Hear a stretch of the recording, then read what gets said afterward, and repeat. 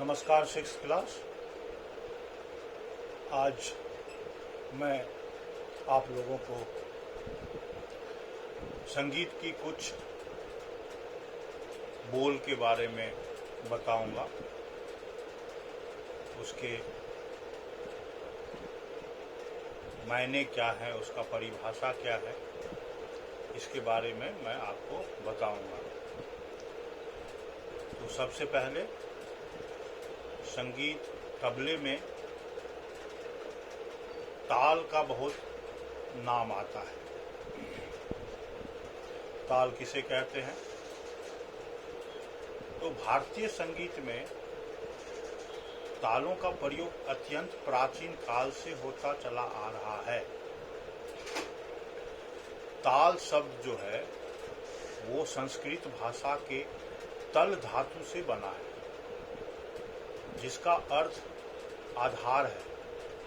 अतः गायन, वादन तथा नृत्य में सभी तालों का आधारित और प्रतिष्ठित है। तो संगीत में लगने वाले समय को नापने के साधन को ताल कहते हैं। फिर से मैं बोल रहा हूँ, संगीत में लगने वाले समय को नापने के साधन को ताल कहते हैं, जो विभिन्न मात्राओं के संयोग से बना होता है। जैसे 3 ताल 16 मात्राओं का, 1 ताल 12 मात्राओं का, झप ताल 10 मात्राओं का। अब हम लोग ताल के बाद मात्रा जानेंगे। जो मात्रा क्या है? तो संस्कृत भाषा में मात्रा को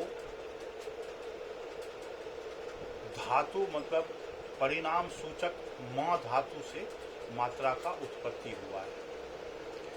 इसके संबंध में जो है इस तरह से कहा गया है मात्राओं के बारे में। तो संगीत में समय के मापन की जो इकाई होता है उसे मात्रा कहते हैं।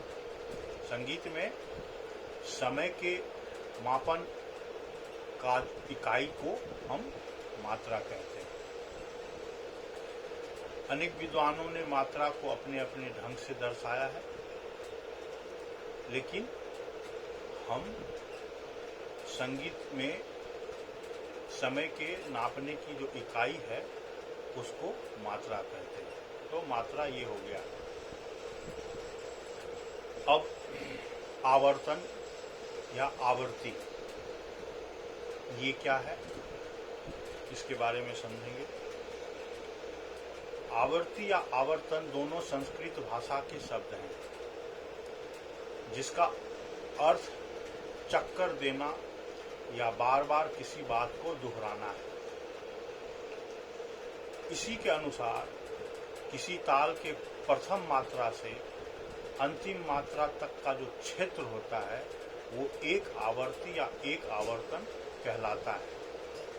जैसे 4 ताल का एक आवर्तन 12 मात्रे का, 3 ताल का एक आवर्तन 16 मात्रे का। उल्लेखनीय है कि भारतीय तालें सदा गोलाकार वृत्त में चक्कर लगाते हैं और इसके चक्र को आवर्ती कहा जाता है। तो साधारण भाषा में पहली मात्रा से अंतिम मात्रा का जो क्षेत्र होता है उसे हम आवर्तन कहते हैं। अब हम सम के बारे में जानते हैं। ये एक बहुत प्रचलित शब्द है, सम। तो सम किसे कहते हैं ये भी समझते हैं। तो ताल की पहली मात्रा को सम कहते हैं।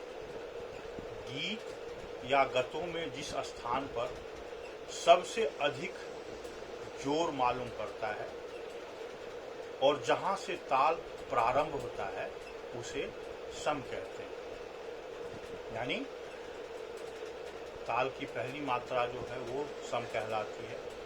और गाने में सितार पे जो गत बजता है उस सब पे जहाँ सबसे जोर का स्थान होता है और जहाँ से ताल शुरू होता है उसे हम सम कहते हैं। तो आपका ये सम हो गया।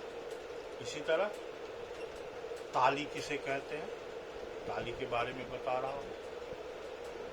ताली या भरी ताल के उस विभाग को कहते हैं जिस पर हाथ में ताली दी जाती है। प्रत्येक ताल में ताली का होना आवश्यक है। इसे सशब्द क्रिया भी कहते हैं। जैसे 3 ताल में पहली, 5वीं और 13वीं मात्रा पर ताली बजाकर हम ताली देते हैं। तब हम साधारण भाषा में ये भी समझें, जब एक हाथ पर दूसरी हाथ को आघात करके आवाज निकालते हैं तो वो भी ताली होता है। तो इसी तरह से ताली ताल में भी दिया जाता है। अब जैसे ताली के बाद खाली आता है, तो ताल के उस विभाग को खाली कहते हैं जिस विभाग के प्रथम समय में हाथ पर ताली ना बजाकर हाथ को थोड़ा दूसरी तरफ दर्शाते हैं, दाईं या बाईं तरफ झुकाकर दिखाया जाता है।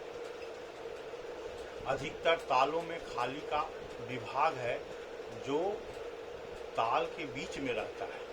इसी ताल में एक साथ 2 खाली का विभाग नहीं होता है, तो ये खाली है। जैसे हम एक हाथ से दूसरे हाथ पर आघात ना देकर हाथ को दूसरी तरफ दर्शाते हैं तो उसे हम खाली कहते हैं। तो बच्चों, आज आपने ताल के बारे में, मात्रा के बारे में, आवृत्ति के बारे में और सम के बारे में, ताली के बारे में, खाली के बारे में समझा। तो अगली क्लास में हम फिर और सब शब्दों के बारे में समझेंगे।